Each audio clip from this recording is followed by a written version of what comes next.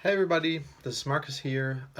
Today I'd like to try something a little bit different. I would like to talk.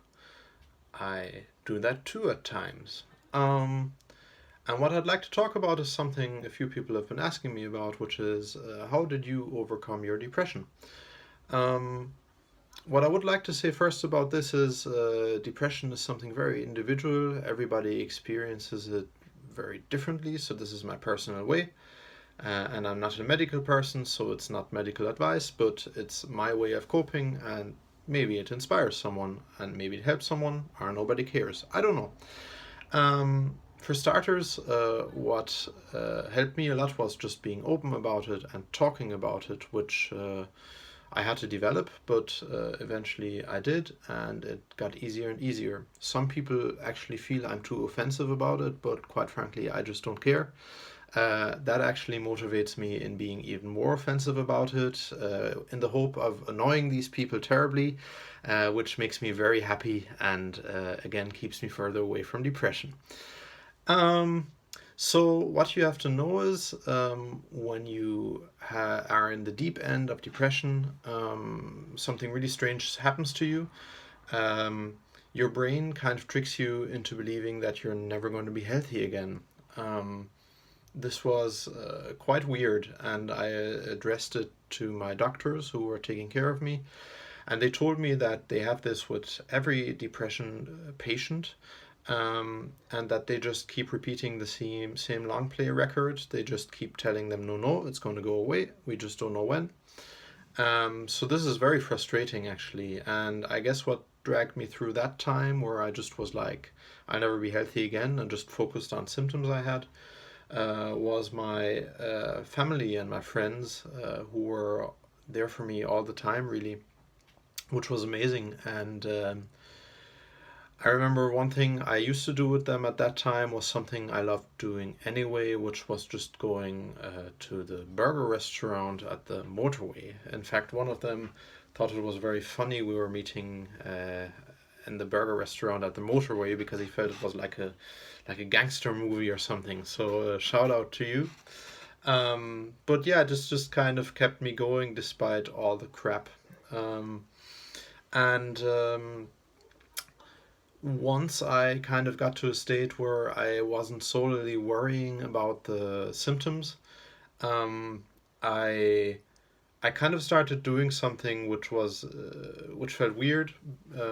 I was still not believing I'd become healthy again, but I nevertheless started planning stuff, assuming I might be healthy sometime actually. So I started trying to work on the release of my album again, which I had recorded prior from becoming ill. Um, and I also did something which had to do with something I really love.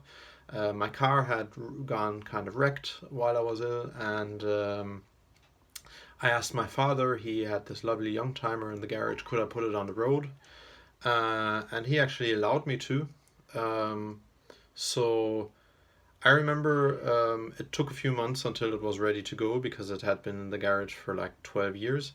But in that time, whenever I wasn't feeling so well, I'd just look at a picture of it and it kind of would give me a spark of hope and looking forward to driving it. And since it's been on the road, it always was a great help to me. So I really enjoyed that.